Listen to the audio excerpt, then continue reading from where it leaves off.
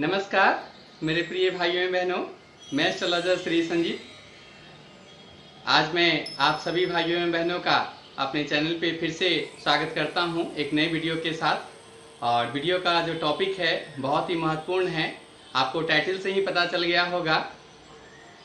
2021 में प्रथम चंद्र ग्रहण जो लग रही है वो कब है, टाइमिंग क्या है, सूतक काल क्या है चंद्र ग्रहण का, हमें चंद्र ग्रहण में किन बातों का ध्यान रखा जाना चाहिए, क्या चंद्र ग्रहण भारत में पूर्ण रूप से दिखेगा या नहीं दिखेगा, चंद्र ग्रहण कहाँ कहाँ दिखेगा, किस राशि पर विशेष प्रभाव रहेगा चंद्र ग्रहण का, हम इन सभी विषयों पे आज आपसे चर्चा करेंगे। आप मेरे चैनल पे नए हैं, अभी तक आपने मेरे चैनल को सब्सक्राइब नहीं किया है तो सबसे पहले जाकर मेरे चैनल को सब्सक्राइब कर लीजिए और बेल आइकन के बटन को भी क्लिक कर लीजिए ताकि मेरे आने वाले हर वीडियो का नोटिफिकेशन आप तक पहुंचता रहे और ज्योतिष विद्या से जुड़ी हुई हर जानकारी आप तक पहुंचता रहे और आप उसे देखें, सुने और आप उनका लाभ प्राप्त करें। धन्यवाद। हम अपने विषय पे चर्चा को हम आगे बढ़ाते हैं। 2021 में प्रथम चंद्र ग्रहण वैशाख पूर्णिमा के रोज लग रहा है। जैसा कि आप सभी जानते हैं कि चंद्र ग्रहण पूर्णिमा के रोज लगती है और इस बार वैशाख पूर्णिमा के रोज चंद्र ग्रहण लग रहा है। और 2021 का वैशाख पूर्णिमा जो है वो 26 मई को बुधवार दिन है। वृश्चिक राशि में ये चंद्र ग्रहण लग रहा है। अनुराधा नक्षत्र में ये चंद्र ग्रहण लग रहा है। चंद्र ग्रहण का जो समय है इसे ध्यान से सुनेंगे। चंद्र ग्रहण का जो समय है दिन के 2:17 से शुरू होता है, जो शाम के समय 7:19 तक का है यह ग्रहण का टाइम। फिर से एक बार सुनेंगे। दिन में दोपहर में अर्थात 2:17 से चंद्र ग्रहण का समय प्रारंभ होता है, जो संध्या काल 7:19 तक है। इस बार का जो चंद्र ग्रहण है ये पूर्ण चंद्र ग्रहण है, लेकिन ये ग्रहण भारत में नहीं दिखाई देगा। भारत में चंद्र ग्रहण जो 2021 का पहला चंद्र ग्रहण है जो 26 मई को लग रहा है वो उपछाया चंद्र ग्रहण है, जो भारत में नहीं दिखेगा। इनकी छाया भारत पे नहीं पड़ेगी। आंशिक तौर पे भारत के पूर्वी क्षेत्र अर्थात बंगाल, नॉर्थ ईस्ट में कुछ मिनट के लिए वो 6:15 सायंकाल में वो दिखेगा, वो भी कुछ मिनट के लिए दिखेगा। तो इसलिए भारत में चंद्र ग्रहण का सूतक भी नहीं माना जाएगा। उपछाया ग्रहण को धार्मिक महत्ता या मान्यता नहीं दी जाती है, इसमें सूतक मान्य नहीं होते हैं। तो उपछाया चंद्र ग्रहण होने की वजह से भारत में ये चंद्र ग्रहण का सूतक नहीं लगेगा। ये ग्रहण दुनिया में कई देशों में देखे जाएंगे।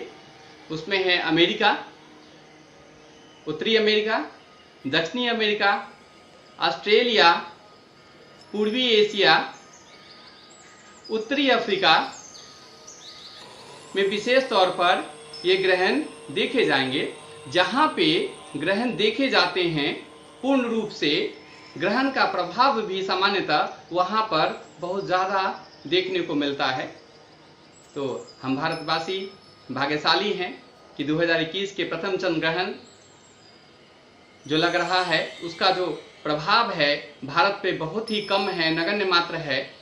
तो ये सुखद समाचार है। विपरीत परिस्थितियों में जो वर्तमान माहौल है, परिवेश है महामारी का, ऐसे समय में ये ग्रहण का प्रभाव इंडिया में न होना ये सुखद समाचार है। और 23 मई को शनि बकरी हो गए हैं स्वराशि में, मकर राशि में। इसका भी लाभ मिलेगा भारतवासियों को। तो अब हालात 23 मई के बाद बहुत तेज गति से सुधरेंगे। भारत में महामारी की संकट टलेगी, कम होगा धीरे धीरे। आर्थिक तंगी और संकट भी कम होगा। तो ये हम सभी के लिए सुखद है। लेकिन एक विशेष बात का ध्यान जरूर रखा जाना चाहिए, हर व्यक्ति द्वारा रखा जाना चाहिए। चंद्र ग्रहण उपछाया हो, पूर्ण छाया हो, पूर्ण ग्रहण हो, किसी देश में दिखे या न दिखे, लेकिन सौरमंडल की ये घटना है। सौरमंडल में ग्रहण लग रहा है, इसका छाया पृथ्वी पे आता है, तो कहीं न कहीं डायरेक्ट या इनडायरेक्ट तरीके से कुछ न कुछ प्रभाव संपूर्ण मानव जगत पे, जीवन पे देखने को मिलता है।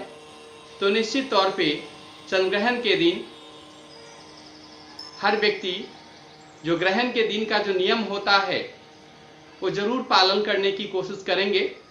जैसे चंद्रग्रहण का जो समय है वो टाइमिंग है, उस समय शयन करने से बचे, भोजन करने से बचे, विवाद करने से बचे, भोग विलास करने से बचे, भगवान का नाम का स्मरण अनिवार्य रूप से करें। आप जिस ईश्वर में आपकी आस्था है,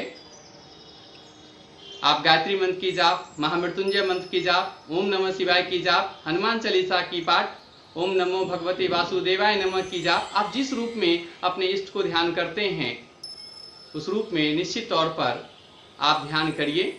उस समय अध्ययन करिए, धार्मिक पुस्तकें की पाठ करिए और अपने कार्य में सक्रिय रहिए। सोने से, भोग विलास से, विवाद से, इन सब चीज़ों से, जो नकारात्मक चीज़ें हैं हमारे जीवन में, उन सब चीज़ों से इस समय बचना चाहिए, क्योंकि ये नकारात्मक समय होता है, वो बेला होता है। घर में अनिवार्य रूप से धूप आरती करें। ग्रहण के उत्तरायण के बाद कपूर की आरती करें। संभव हो सके तो स्नान ध्यान करें। लेकिन जो ग्रहण काल का जो नियम होता है वो सब पर लागू नहीं होता है। जैसे वृद्ध, बुजुर्ग, बीमार, बच्चे, गर्भवती महिलाएं, इनके लिए ये नियम पालन जरूरी नहीं माना गया है। अन्यथा सभी व्यक्ति को ये शुचिता का ध्यान रखा जाना चाहिए इस ग्रहण काल में। इससे आपके जीवन में सुख शांति रहती है, मानसिक तनाव, स्ट्रेस कम होते हैं, आर्थिक तंगी कम आती है। और विशेष तौर पर इस बार वृश्चिक राशि वाले को विशेष सावधानी बरतना चाहिए। उनको अनिवार्य रूप से भगवान शिव की पूजा प्रार्थना उपासना करनी चाहिए और ग्रहण का जो नियम है उसको अक्षरशः पालन करना चाहिए, ताकि उनको किसी परेशानी का सामना न करना पड़े। धन्यवाद। आज इतना ही। हम जल्द ही एक नए वीडियो में नए टॉपिक के साथ हम आपसे मिलेंगे। तब तक के लिए नमस्कार।